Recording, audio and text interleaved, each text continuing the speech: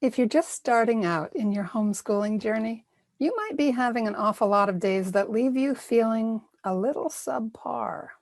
Today's guest, Caroline Dupuis, who has been through many ups and downs, is here to share a homeschool success story. Welcome to Homeschooling Saints, the podcast that helps you create the homeschool you love for the people you love. Our host is Lisa Mladinich, a Catholic life coach, TV host, best-selling author, and an instructor at Homeschool Connections. Hello and welcome. I'm Lisa Mladinich, and today's guest is Caroline Dupuis, here to share a homeschool success story. Caroline Dupuis resides in Southern Ontario with her husband, 2 cats, and 2 dogs. She has over 10 years of experience facilitating organizations within the church, along with building dynamic faith-centered groups for all ages. Caroline home educated her 2 children for 8 years and is now pursuing Pastoral Assistant Certificate at St. Peter's Seminary in London, Ontario. And in the show notes, you'll find Caroline's email address if you'd like to reach out to her. She's happy to hear from you. And but I'll say it out for you now. It's littlepetal.dupuis at gmail.com. And that's littlepetal.dupuis, Dupuis, at gmail.com. Okay, so welcome, Caroline, to the program. It's so good of you to make time for us today. Oh, thank you very much. It's such an honor to be here, and thank you for inviting me. Oh, it's a pleasure. So let's just begin with putting people in context. Tell us a little bit about your homeschooling history. How long, how things turned out. Just put us in the picture of, before we delve into the details and talk more about your journey, where are you right now? Right now you and life? Your kids and in your homeschooling framework, where is it? Right. Where is it all panning out? My daughter actually got married 1 month ago. Yes. And she graduated with a degree in English, and she's now an international copywriter. And very, very, very happy. My son is in his 2nd year at St. Peter's, London, Ontario Seminary, and he's discerning priesthood. So that's where we're all at now. And it's been an incredible journey and a beautiful one, I have to say. Yeah. Yeah. That's why I named this episode A Homeschool Success Story, because we're about to delve into some of the granular stuff. First, we'll talk about bigger picture stuff, but people are going to hear that you had good times and bad times, and that it was not at all a bed of roses. I just want people to understand that homeschool success comes day by day. So tell us, first of all, how you got started homeschooling. What really inspired you to embark on this incredible journey? It's interesting because we were just talking before, and you were talking about how COVID-19 is sort of making people sort of reflect on doing homeschooling, and it's been forced upon them. And that's really how homeschooling happened for myself. What happened was my son was in his grade 1, and he was really, really struggling at school. And every day I would pick him up and he would be frustrated and really upset and angry. And so we ended up getting some testings done, and we found out that he was dyslexic. So, and there was nothing wrong with the school system. They were doing all that they could, but obviously, having that one-on-one, working with him, being at his pace rather than the pace of obviously everybody in the classroom, came to be a point where we sort of had to reflect upon, what are we going to do for our son, And I have to say that I never thought homeschooling was going to be the option. And the interesting thing is, there's a woman in our church, and she's called Nancy, and she had just started homeschooling that year that my son was having struggles. And I remember saying to myself, oh, wow, she's so brave. I could never do that. And of course, they're the famous last words, aren't they? That's exactly what I was thinking. God was chuckling away. Yeah. So when I was seeing this struggle with my son, I remember just talking about it with her, and she says, well, what about homeschooling? And again, I laughed. I said, I can't do that. What are you talking about? But the more and more I saw my son, and the more and more I really took it to prayer, and then the more and more you just started seeing God's hand just sort of showing you, and it was beautiful because he's always so gentle, he's just really gentle in showing you things and encouraging you things, and guiding you and assuring you that it's going to be okay. That doesn't mean to say it's going to be easy, Oh, no. but it Mm. was going to be okay. And it's like anything, when you say yes to God, but you're still a bit uncertain, you don't get the confirmations until you step out. And when Mm. you step out, then everything just seems to fall into place. But he asks for you to step out a little bit. And it's that faith element. And we saw that. And as soon as we did, everything just fell into place and beyond I could have ever dreamed of. It was absolutely beautiful. So Mm. the thing is, I'm actually from England. And what happened was when I had said yes to doing this, my husband ended up getting an expat job in England, which was a beautiful dream for me. But what was beautiful was it didn't even need to be a concern because we were homeschooling. So it was like, well, we can leave anytime, go any place. And here we are. We packed up and we went to England and we got to experience Oxford, England. And that was graces that I'd never thought. And I don't think if we'd been homeschooling that, would we have done that, So Mm. it opens other doors that you can't even imagine. So. Yes, we've touched on this idea of unanticipated blessings. Obviously, we'll talk Mhm. about the fact that there were struggles too, but say a little bit more about your experience in Oxford. Here you are, an English woman living in Canada, you marry, you go through this very difficult patch that leads you into throwing your heart in the Lord's hands, and he leads you into homeschooling, which you didn't think you had the courage to do.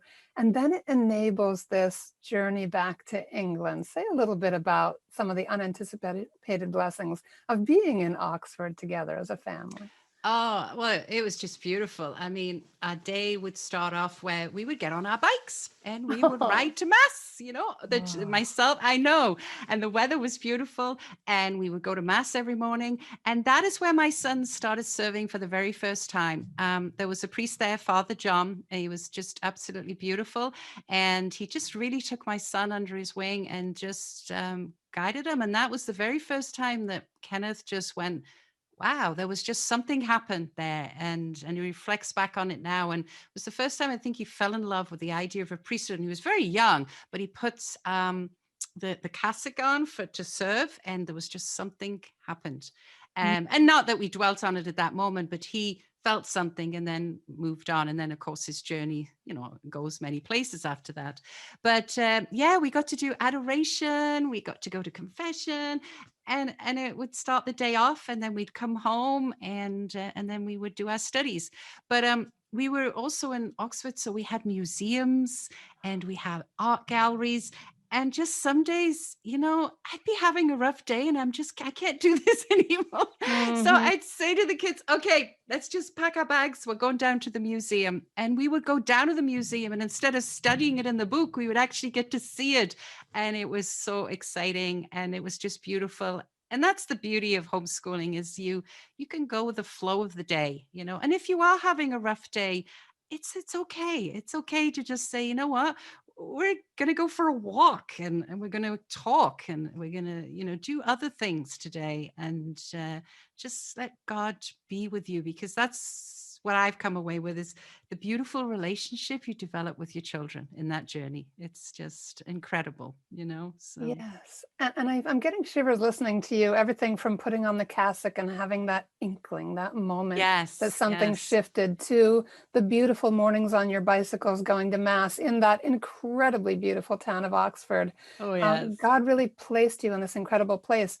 But we have to ask God to give us eyes to see. We don't necessarily land in Oxford. And even if we're in Oxford, we can have a very rough day. And I love that you shift into this place of giving yourself grace. What helped you to move into that place of giving yourself and the children grace on the days when things were just not coming together? I think it's your faith. Uh, y- y- and I think when I look when I reflect back now, I am who I am because of the journey that I went through homeschooling. I knew it was the right thing. I knew what God had called me to it. I knew it was right for the children. There'd been very many beautiful signs. Um, and I had to just let go and trust and just rely on him more and know that I'm not going to make a perfect job. I'm not going to do this. It's not going to be perfect. I couldn't do some things, but he always just fills those voids in other areas. And some days when I do struggle, I would just actually, we had a forest nearby. I would just go for a walk and pray my rosary and just offer it all up and then come back and just try and start again, you know? Mm. And but yeah, it's like anything we do in life, even when we start a new job, it's not always easy when we do it, but there's always the many blessings from it, isn't it? So Yes, um indeed.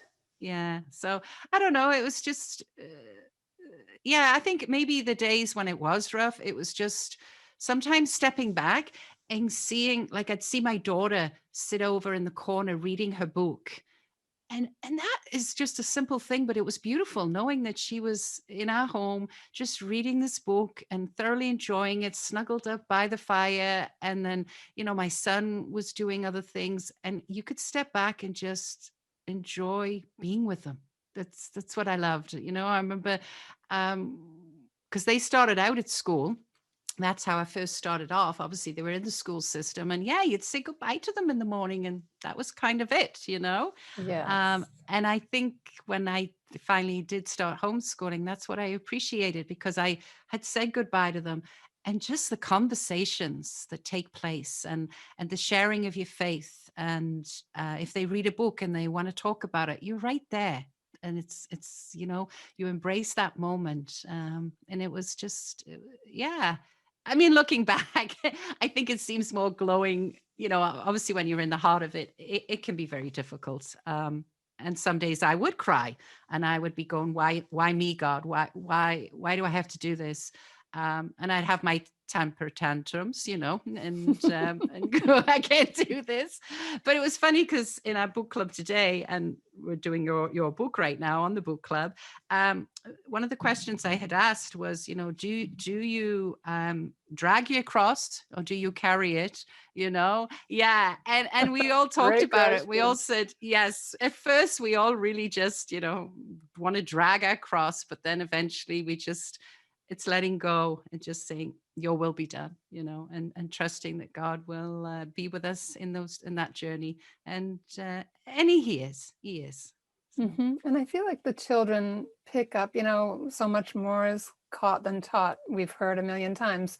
But that image of you taking in the moment of your child reading by the Mm, fire and your son off doing something else, but in that moment of enjoyment, of in learning in a natural way, just having fallen into that moment of grace, of being able to see uh, something happen so naturally, but also the children absorbing it themselves, absorbing the moments when you get to the end of your patience and you say, I'll be back, and head off with your rosary beads into the forest. Like, I just feel like all of these images and kids sometimes need to know our limits. We aren't meant to be perfect. Our imperfections help drive them toward God, toward creating and kind of defining their own lives and their own ideas of what family life should be like, or their vocations.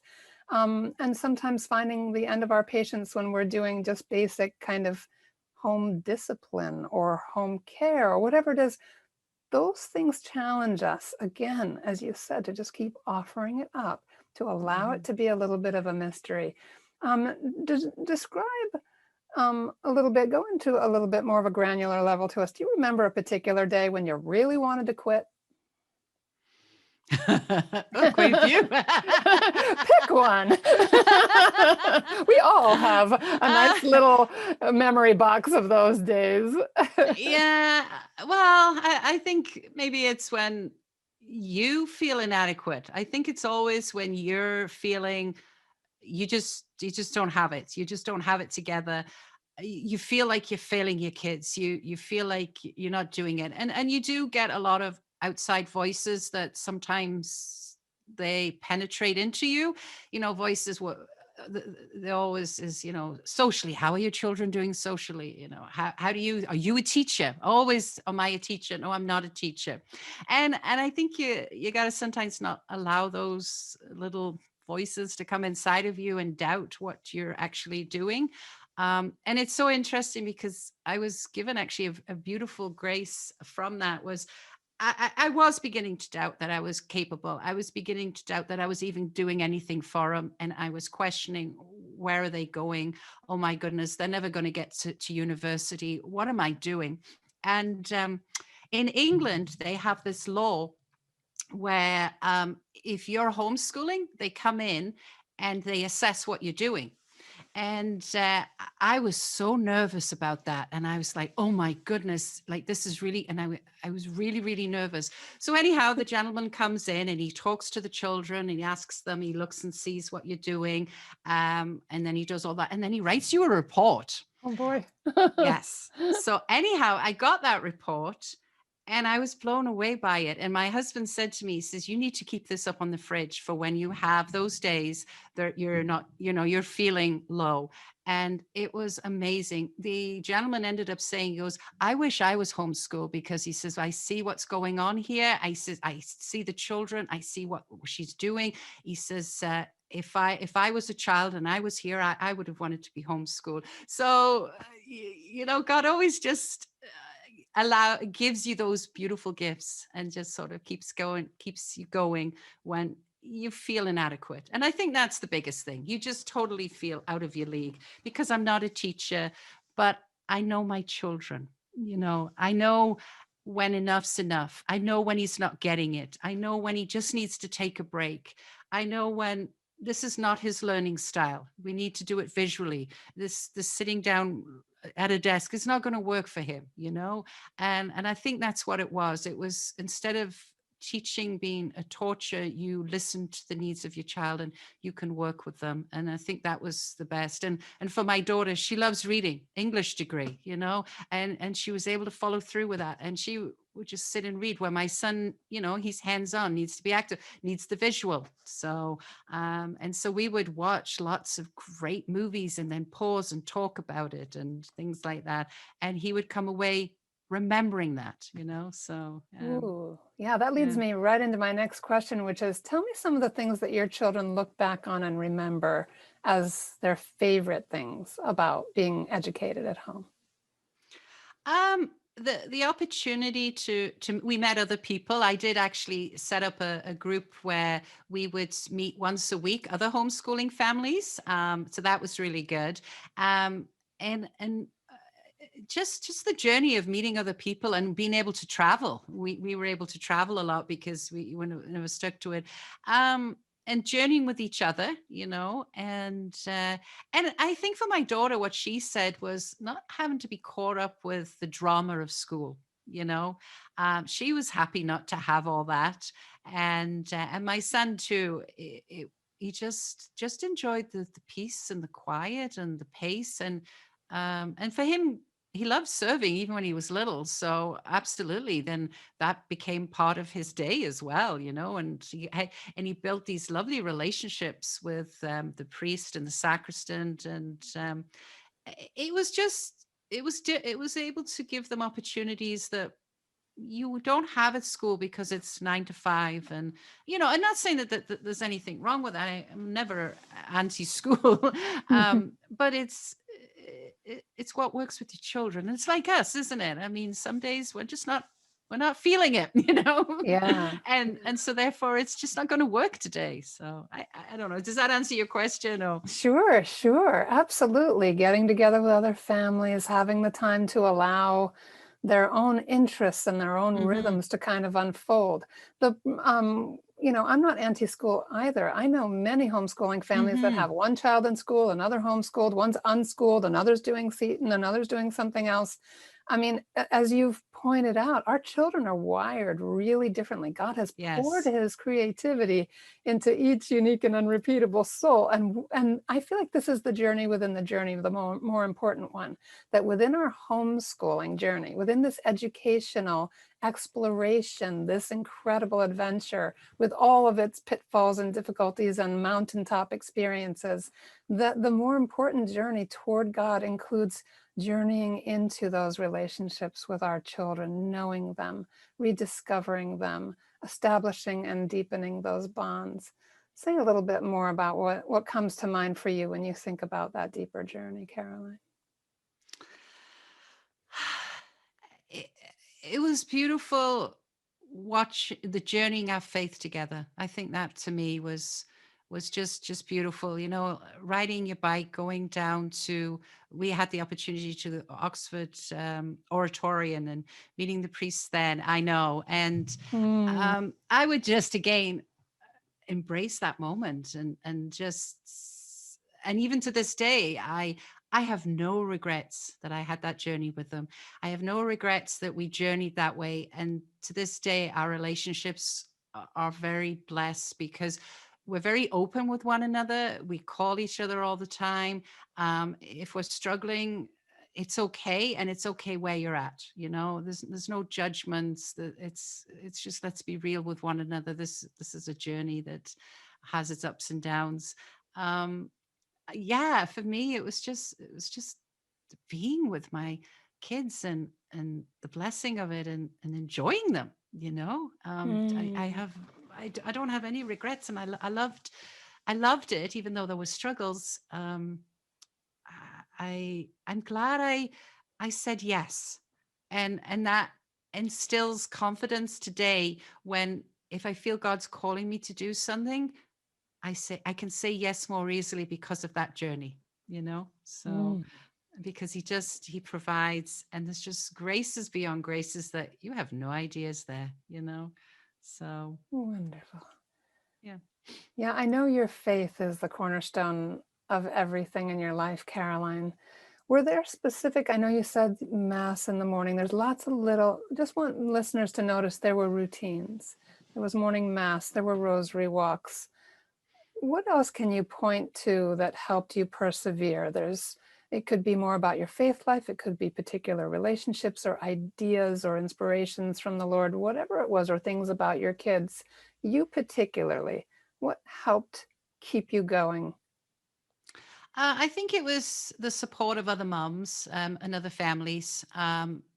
Because yeah, there's days when you begin to question, are you doing it, you know, right? And so I think that's important. And we did have some great groups. We had groups where even priests were part of what we did and supporting us, which was a really, really nice too.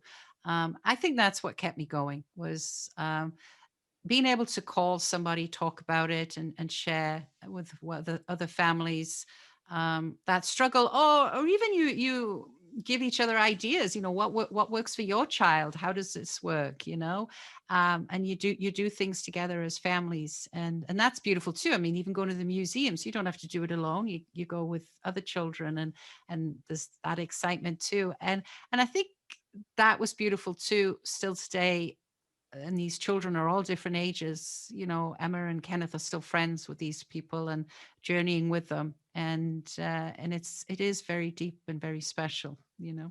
Yeah, yeah, it's interesting because as a mother of one child, I was infertile for a long time. She was born when I was almost 40. Our homeschooling journey started. A lot of the moms who were substantially younger than I was were veteran homeschoolers by the time we Mm. entered the arena here in busy Long Island with lots of great opportunities and all of that. We were never alone. But I must say, probably among the best things that I drew out of it was that as an impatient person and an older person starting out Mm. with a young child and no real experience, um, I became a better mother, hanging out with the ones who could no big deal, so many things, just kind of let things roll off and not over focus on their their children's faults and failings, and to see the good in their children, and to keep their sense of humor. I remember calling very experienced mom in tears one day, sure my child was going to end up in prison someday because she'd some infraction that terrified me, and I was ridiculous, but and she just started laughing. I mean, kindly, but she burst into Yes. laughter when she heard what was wrong. She was like, Lisa, I thought you were going to tell me, that you had a deadly disease or something. Your tone, Yeah. I really thought it was going to be so much worse. And so being with other moms can rub off our rough edges, help us to relax, see their wisdom, see that everyone's doing it a little differently, and that's okay. Yes. Yes. Yeah. Yeah. And then sometimes when somebody's further ahead of you, um, yeah, they help you see it's okay and you'll get through this, or this worked and this didn't work. And, so absolutely. Okay, we're back. We just had a little glitch in our technology, but we're picking up with, I'd like to have Caroline just touch on, if she could change anything, looking back, what would you do differently? It's funny. I would actually have started sooner. My kids didn't start school, went to school, and then we didn't do homeschool until one was in grade 6 and the other one was in grade 1. And looking back on it, yeah, I would have started. One, because I would have been able to feel a little bit more confident with the material that I was using, starting from when they're little and then you're working your way through, opposed to all of a sudden trying to pick up where they're at and things like that. It can be done, but it is difficult and it's hard. And then they've learned different ways of learning too, and all of a sudden you're trying to do things different. So yeah, I'd be honest and say I wish, but I wasn't aware of it. I hadn't even understood. I didn't even know what homeschooling was. I would have started earlier. That's would have been my one thing, that if I could go back, yes, I would have done it from that kindergarten age and worked through them and embraced that. Yeah. Yeah, no, that's really neat to hear. I would love to have started sooner too. It took a while to convince my husband. Yeah. We took our daughter out after the 4th grade. What would you like to leave us with? Just a few words of advice. Sure. I think sometimes there was a few quotes here I found, so I thought maybe difficult roads lead to beautiful destinations, and the only impossible journey is the one you never begin. And then this is what kept me going when I was going. It was from Isaiah 41:10, and it says, "Do not fear, for I am with you. Do not be afraid, for I am your God." Beautiful, Caroline. Thank you. And do you have a reference for the other 2 quotes? Or those just kind of quotes knocking around? One was, the author was unknown. The difficult roads lead to a beautiful destination. That was unknown. But it was a Tony Robbins who said, "The only impossible journey is the one you never begin." And that's by Tony Robbins. Okay, gotcha. Okay, just curious, because I know a lot of us like to do our quick internet searches and grab those memes and share them. Yeah, absolutely. And give credit to where it's due. So yeah, absolutely. And thank you for leaving us with a word of scripture. We truly are not alone, and our God is with us in every moment. Caroline, I can't thank you enough. You have such a beautiful kind of emotional intelligence that just imbues everything that you do, that helps us to really feel touched by your warm-heartedness and all of this. And we certainly all need that kind of a friend, that kind of a voice in our heads when things are difficult in such anxious times. Thank you so much, Caroline. Thank you so much, Lisa, for inviting me. It's been an amazing journey. Thank you so much. My joy. All right, everybody, thank you for being with us. Please don't hang up your line. We've got our short feature coming right up.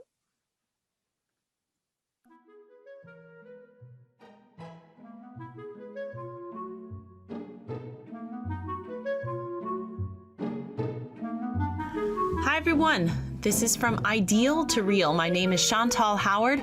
I'm excited to have you here with me as we look at how to hold on to hope and holy dreams in the face of real life challenges and temptations, especially as it relates to being effective homeschooling moms.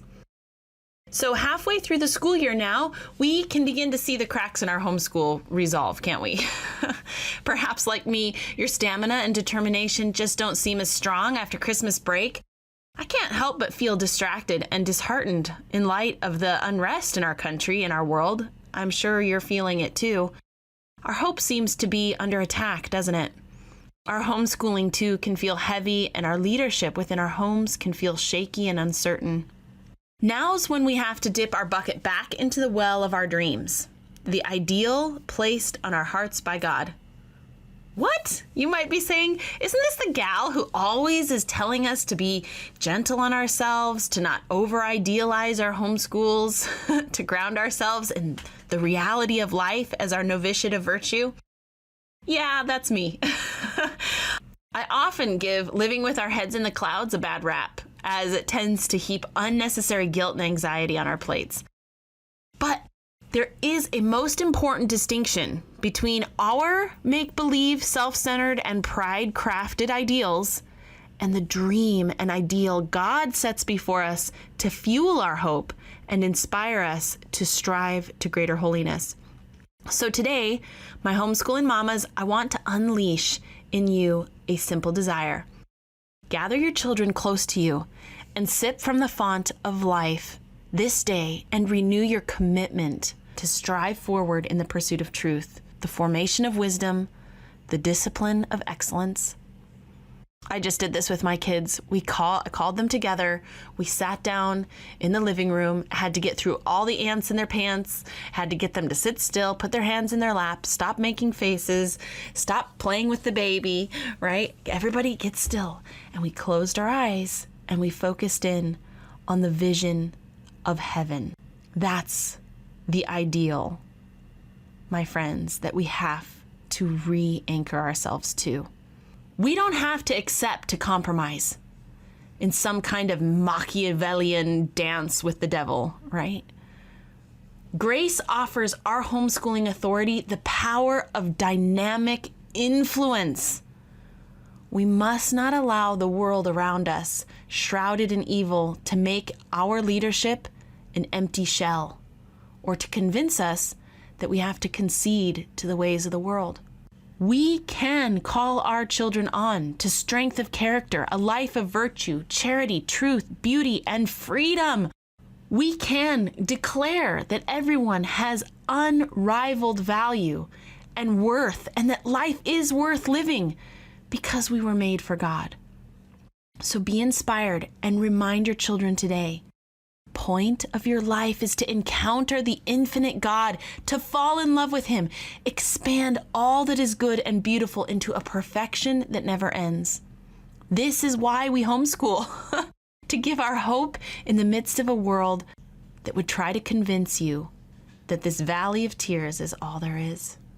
So let's reclaim our perspective of excitement and rekindle our romance of faith, so that even if we find ourselves plunged up to our eyeballs in lesson plans and bickering children, budget concerns, news reports of unrest and social pressures, and real-life challenges, we can press forward with a burning heart inside of us. No matter how dreary or difficult life may become, the joy of gazing into the eyes of Christ is ours. God doesn't want us to be either an example of perfection or a wimp who quits in the face of challenge. The truth lies in the middle, where the cross stretches from one end of the world to the other. The power of Christ spans the troubled waters that swirl around us, and he calls us to continue leading our homeschool forward into the new year.